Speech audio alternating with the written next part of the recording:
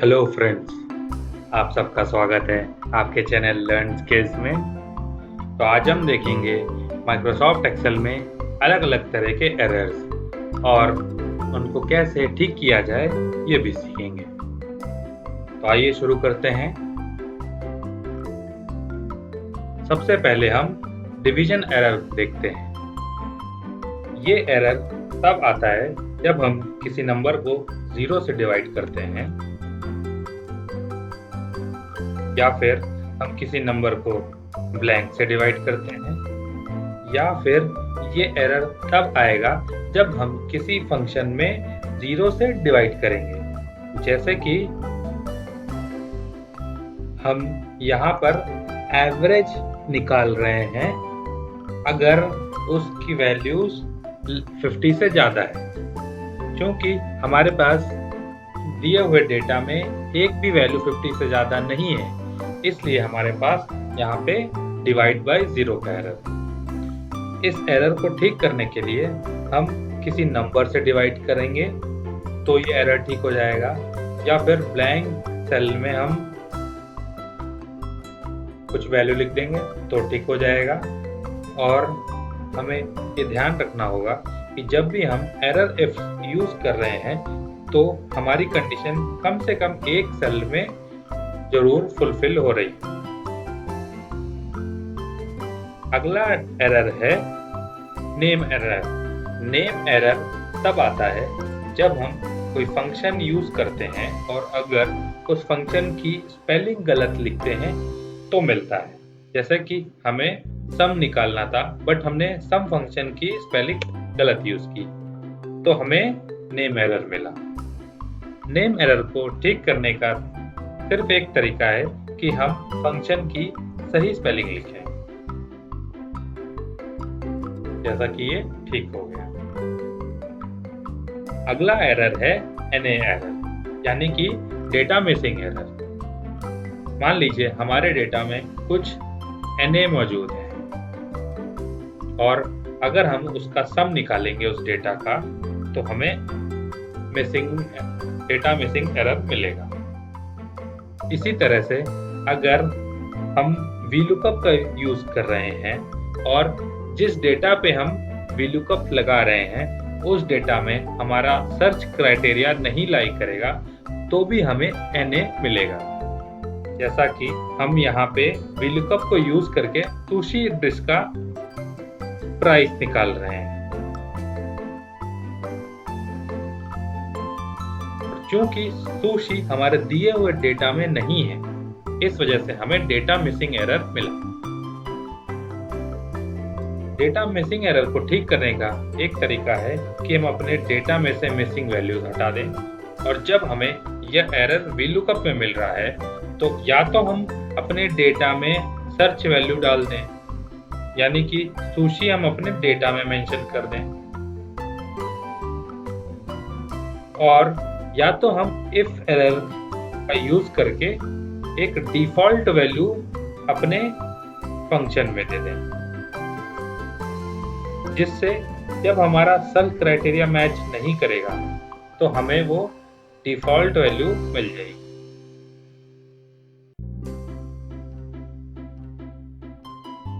जैसा कि हम देख रहे हैं कि हमारे डेटा में सुशी का प्राइस नहीं दिया हुआ है, तो इसने हमें जो हमारी डिफॉल्ट वैल्यू है यानी कि 5 वो दी। अगला एरर का टाइप है नम एरर। यह एरर हमें तब मिलता है जब हमारी या तो वैल्यू बहुत लार्ज है, जैसे कि यहाँ हमने 7000 की पावर 100 निकालना, क्योंकि ये वैल्यू बहुत ज़्यादा है इसलिए हमें नम एरर मिला। या फिर हम कोई फंक्शन यूज कर रहे हैं और उस फंक्शन का जो सिंटैक्स का ऑर्डर है उसे चेंज कर देंगे। जैसे कि डेट डिफरेंस जब हम फंक्शन यूज करते हैं तो इसमें हम पहले स्टार्ट डेट देते हैं, उसके बाद एंड डेट देते हैं। क्योंकि यहाँ पर हमारी स्टार्ट डेट एंड डेट से बाद में आई हुई है, इसलिए हमें यहाँ नंबर एरे मिला। नंबर एरे ठीक करने का आसान तरीका है कि जो हम वैल्यू निकाल रहे हैं उसको कम कर दें और अगर किसी फंक्शन में ये एरर हमें मिल रहा है तो हम ऑर्डरिंग सिंटैक्स के अकॉर्डिंग कर दें। जैसे कि यहाँ जैसे ही हमने ये ऑर्डरिंग ठीक की, इसने हमें ठीक वैल्यू दे दी। अगला एरर है वैल्यू एरर। वैल्यू एरर हमें तब मिलता है जब हम या तो किसी फंक्शन का सिंटैक्स ब्रेक करते हैं, जैसे कि यहाँ पर हम 2 डेज के बीच में वर्किंग डेज निकाल रहे थे और वर्किंग डेज निकालने के लिए हमने फंक्शन यूज किया नेटवर्क डेज, क्योंकि नेटवर्क डेज 2 डेट्स के बीच में डिफरेंस निकालेगा और हमने यहाँ पर एक डेट और एक टेक्स्ट दे दिया है, इस वजह से हमें मिला वैल्यू एरर। इसी तरह से अगर हम किसी टेक्स्ट का मंथ निकालने की कोशिश करेंगे तो भी हमें वैल्यू एरर मिलेगा, क्योंकि यहाँ पर भी हमने सिंटैक्स ब्रेक कर दिया फंक्शन का। इसी तरह से मान लीजिए अगर हमें इन 3 टेक्स्ट की लेंथ का सम निकालना है, तो उसके लिए हमने सम लिखा और लेंथ, और इसके बाद हमने तीनों टेक्स्ट को सेलेक्ट किया और एंटर कर दिया, तो भी हमें वैल्यू एरर मिला। अब आइए देख लेते हैं इन वैल्यू एरर्स को कैसे ठीक करेंगे। लास्ट वाले केस में अगर हम सिंपल एंटर न दबा के कंट्रोल शिफ्ट एंटर दबाएंगे तो ये ठीक हो जाएगा। इसी तरह से जब हम मंथ निकाल रहे हैं तो हम कोई डेट देंगे तो ये ठीक हो जाएगा, और जब हम 2 डेट्स का डिफरेंस निकाल रहे थे तो यहाँ पर हम 2 डेट्स दे देंगे अगर, तो हमारा ये एरर ठीक हो जाएगा।